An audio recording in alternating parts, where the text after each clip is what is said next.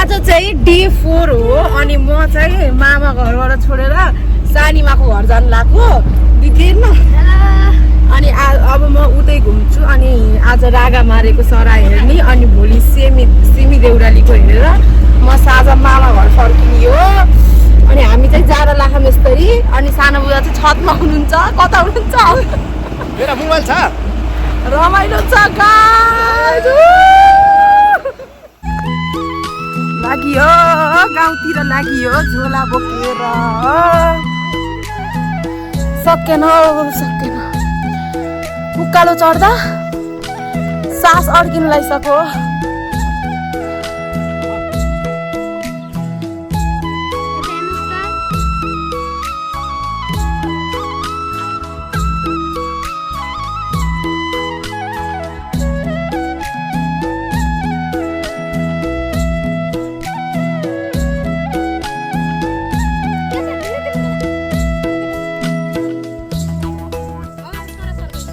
यस्तो बाटो हिँडेछौँ है गाइज हामी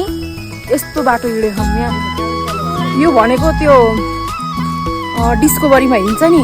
त्यस्तै भयो सिस्नो यस्तो हुँदै हिँड्ने है हामी गाइज यात्रा जारी छ अझै पनि हामी लगभग पहाड लगभग हामी 3 घन्टा हिँड्यौँ अझै हामी पुगेको छैनौँ यस्तो ठाउँ हुँदै जाँदैछौँ हामी यस्तो भिरै भिड हुँदै साह्रै राम्रो छ भ्यूसँग मौसम यति राम्रो छ नि रमाइलो भइरहेको छ गाइस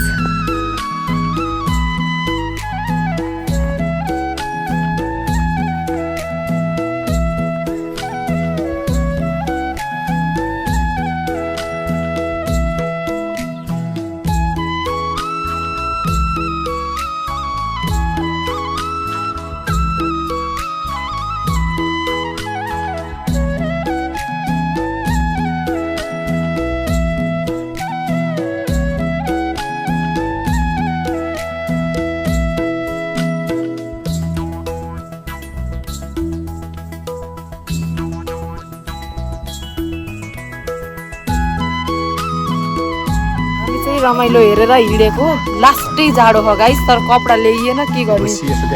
अलिअलि झन्नै यो पनि लगाइछु सानोमा त त्यही पनि लगाउनु यो हुस्सु हेर्नु हुस्सु यस्तो लागिरह नि पुरा यस्तो जाडो हो पुरै ढाकिरहेको यहाँ केही पनि देखिरह होइन अब चाहिँ हामी रमाइलो सरा हेरेर घर फर्किन लाग्यो हम हामी ट्युसन जिब्रु एकजना वान टु लभन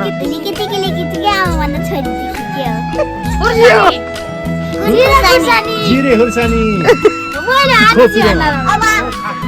घर आएँ म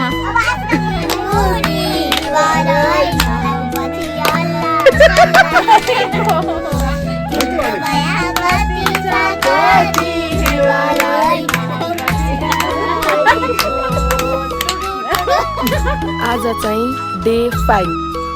अनि म चाहिँ अहिले सानो बुवाको घरमा छु अनि हामी बिहानै उठेर बारीमा तरकारी खोज्न हिँडिरहेछौँ त्यहाँ हुनुहुन्छ अनि यहाँ काँक्रा पनि एउटा सानो टिपेर खाँदै हिँडेको म उहाँ आमा हुनुहुन्छ अनि गाउँको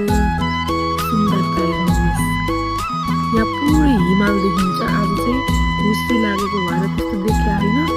अलि देखिया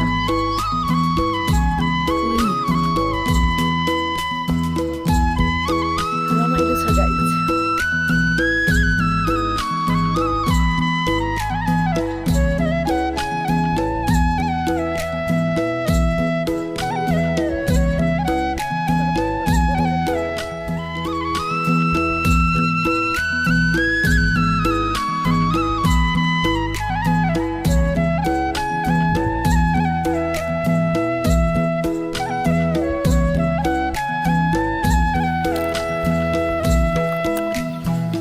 म त सानो बसियो त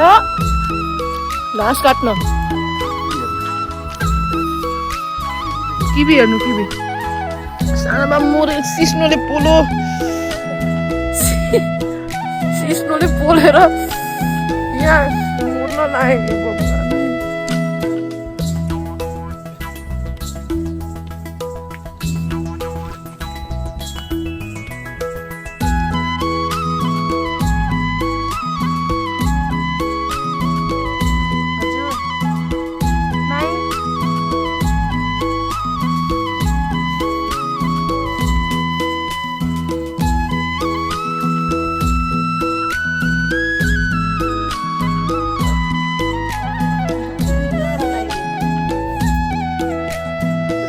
अब चाहिँ म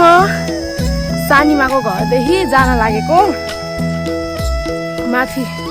सिमी देउरालीको सरा हेरेर माउला फर्किने हो पछाडि हुनुहुन्छ म चाहिँ हिँडेको धौ भइरह त मनले गरेको भन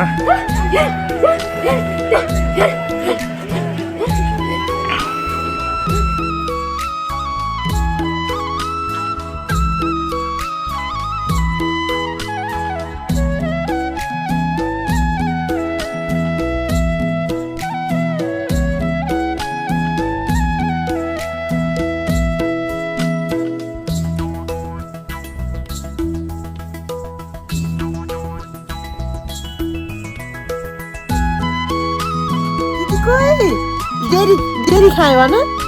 जेरी खाए भन काई टाटा भन्छु टाटा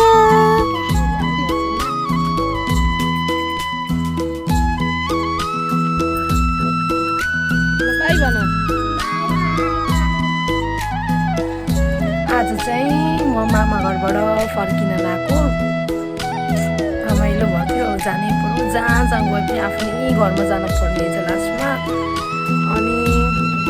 आज चाहिँ म सन्धिखरको जेठो मामाको घरमा गएर बस्छु अनि भोलि चाहिँ त्यहाँबाट बिहानै घर फर्किने हो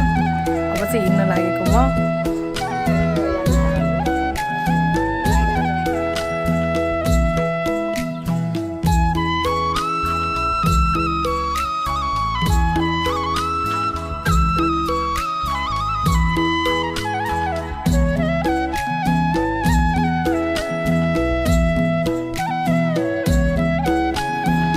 चाहिँ फाइनली घर आइपुगेँ अनि बिहान 6 बजेको गाडीमा हिँडेको थिएँ अनि 9 बजे चाहिँ यहीँ आइपुगेँ अनि अहिले चाहिँ नुहाइधुवाइ गरेर आराम गरेछु अनि मेरो अर्को भ्लग चाहिँ यही इन्डिङ हुन्छ बाई।